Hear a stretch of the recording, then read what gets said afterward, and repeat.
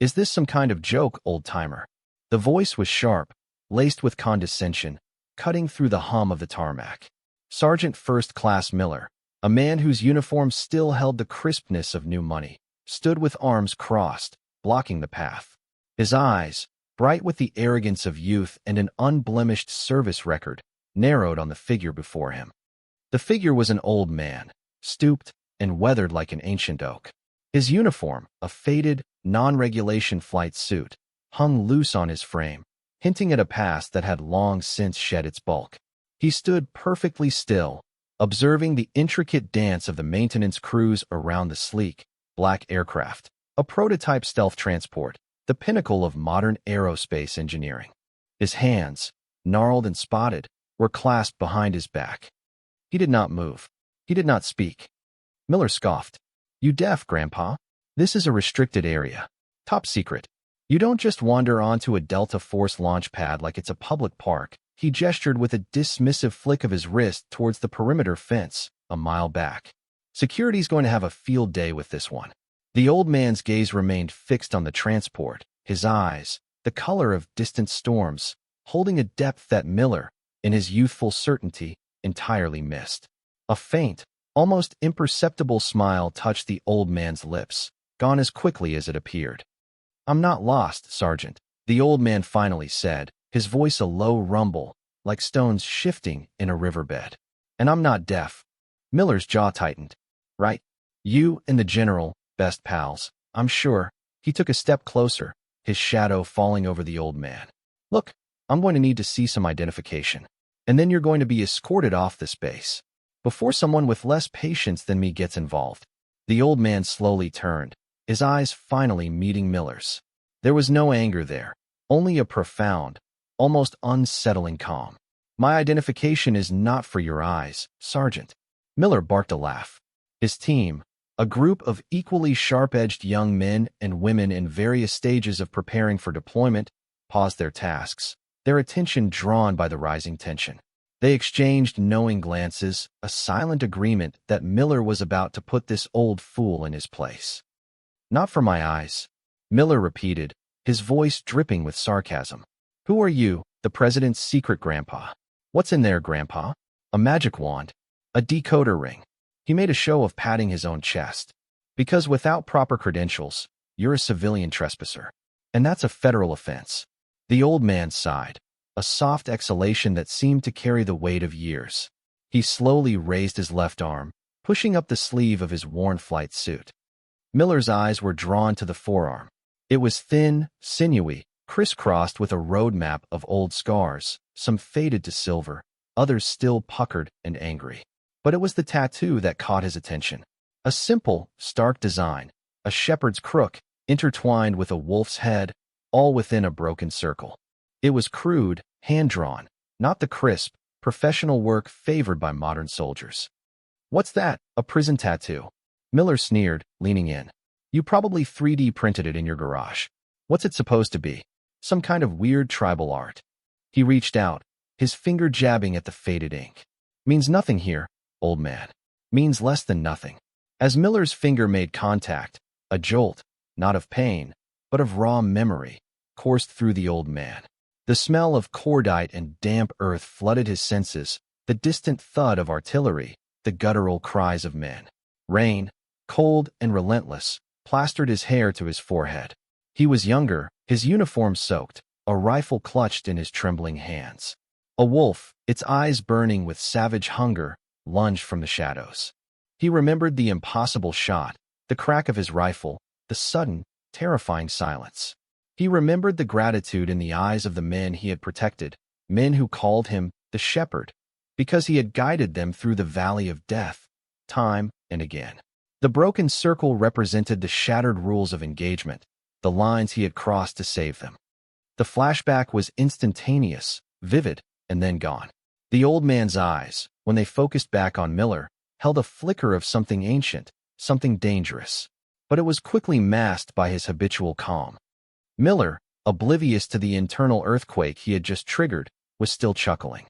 "Seriously, what even is that? Looks like a kid drew it with a crayon." A few feet away, Sergeant Major Davies, a grizzled veteran of countless deployments, watched the scene unfold. Davies had seen enough in his career to recognize the quiet strength in the old man's stillness. The way the old man carried himself, the unblinking gaze, the complete lack of fear in the face of Miller's bluster, it prickled at Davies's instincts. He knew that look. It was the look of a man who had seen too much to be impressed by anything. He also noticed the tattoo, a strange, archaic design that seemed utterly out of place on a modern military base. Something was wrong, deeply wrong. Davies, a man who trusted his gut more than any regulation, moved away from his team, his comms device discreetly pressed to his ear. "General Zaid," he murmured into the mic, his voice low and urgent. "This is Sergeant Major Davies. I have a situation on Tarmac Alpha." A clipped voice responded, "Sergeant Major, General Albright is in a high-level briefing. Is this urgent?" "Urgent doesn't cover it," Davies replied, his eyes still fixed on Miller, who was now posturing even more aggressively, his hand hovering near the old man's chest. "We've got an unauthorized civilian, an elderly male. He's wearing a faded flight suit, non-regulation, and he's got a shepherd's crook and wolf's head tattoo on his left forearm. Within a broken circle." A beat of silence. Then, the voice on the other end of the line, previously annoyed, went utterly still. The change was palpable, like the sudden drop in air pressure before a storm. "Did you just say a shepherd's crook and a wolf's head? A broken circle?" "Affirmative, sir." The silence that followed was deafening, stretching for an eternity. Then, a new voice, deeper, sharper, boomed through the earpiece. It was General Albright himself, his tone transformed from professional annoyance to raw, unbridled urgency. "Davies, do not touch that man. Do not let anyone touch that man. I'm on my way. Do you understand me? Lock down the tarmac. Clear the area. Now." The line went dead. Davies snapped into action, his years of command taking over. "All right, listen up," he bellowed, his voice cutting through the tarmac noise. "Perimeter lockdown. Everyone clear the area. Now, I want a 50-meter radius around that old man and Sergeant Miller secured." His team, startled by the sudden shift in Davies's demeanor, scrambled to obey, their confusion warring with their ingrained discipline. Miller, still focused on humiliating the old man, turned, annoyed. "What's going on, Sergeant Major? I'm handling this." "You're handling nothing, Sergeant," Davies retorted, his face grim. "Move. Get back. Now." Before Miller could protest further, a low rumble vibrated through the tarmac.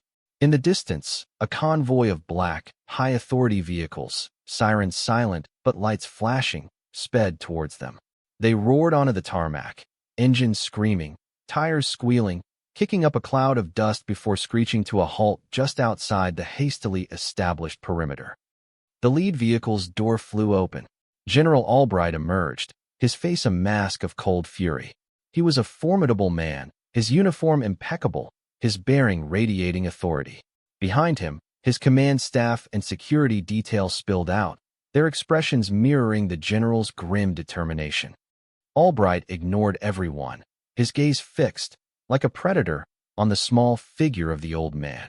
He strode forward, his boots hammering against the tarmac, a terrifying purpose in every step. Miller, finally sensing the true gravity of the situation, blanched. He had never seen the general look like this, not even during the most intense operational briefings. Albright stopped directly in front of the old man, his towering frame momentarily eclipsing the sun. He did not look at Miller. He did not look at Davies. His eyes, though filled with emotion, were fixed solely on the stooped figure before him. Then, with a movement that was both sharp and profoundly deliberate, General Albright brought his hand to his brow, rendering a perfect, unwavering salute. His voice, when it came, was thick with emotion, booming across the silent tarmac. "Mr. Miller, it is an honor, sir." The name hung in the air, a shockwave. Miller, not Sergeant Miller, but Mr. Miller. The old man, John Miller, slowly, almost imperceptibly, returned the salute, his gnarled hand rising with a quiet dignity. General Albright held the salute for a long moment, then slowly lowered his hand.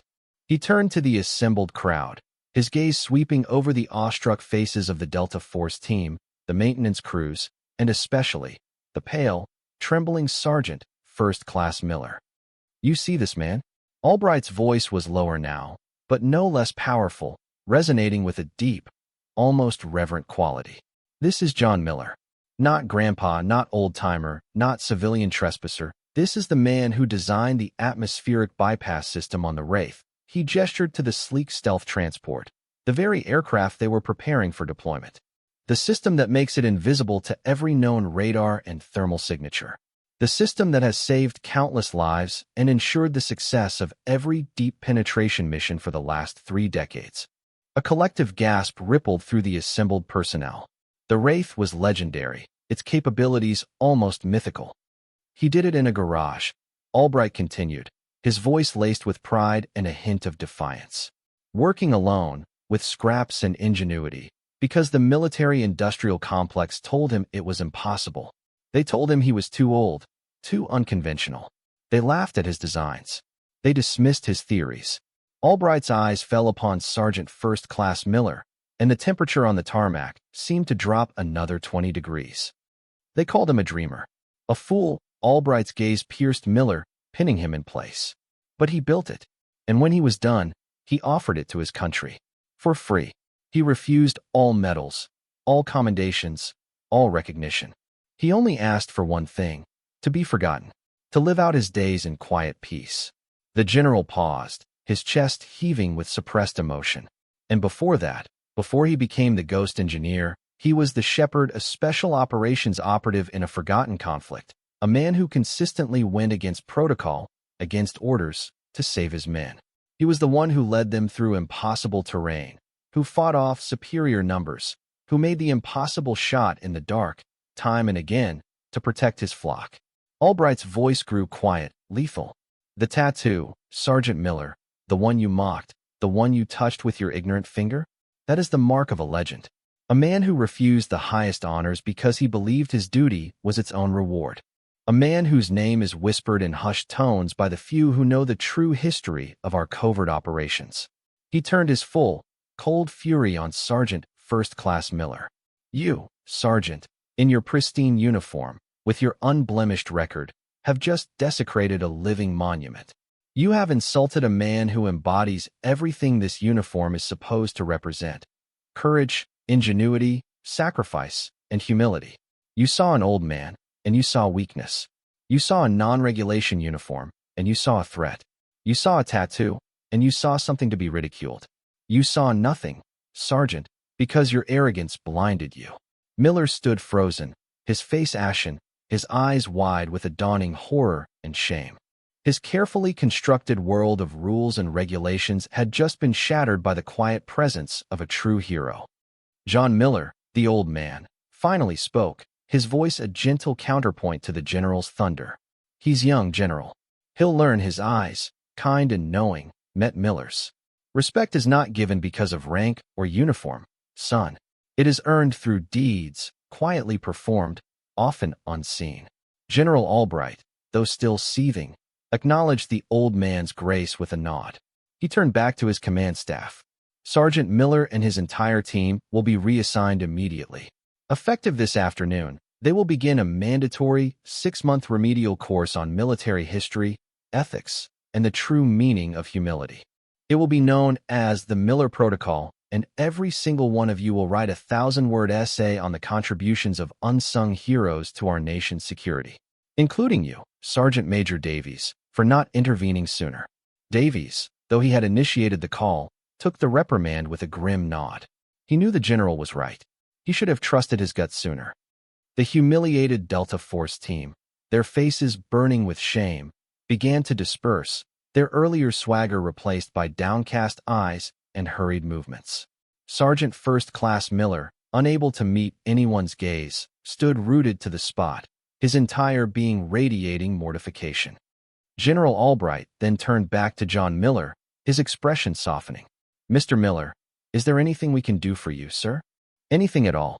The old man smiled, a genuine, warm smile that transformed his weathered face. Just wanted to see her fly, he said, gesturing to the Wraith. One last time. And maybe a cup of coffee. Black, no sugar. Consider it done, sir, Albright said, a rare warmth in his voice. He personally escorted John Miller to a waiting staff car, opening the door for him with a deference usually reserved for heads of state.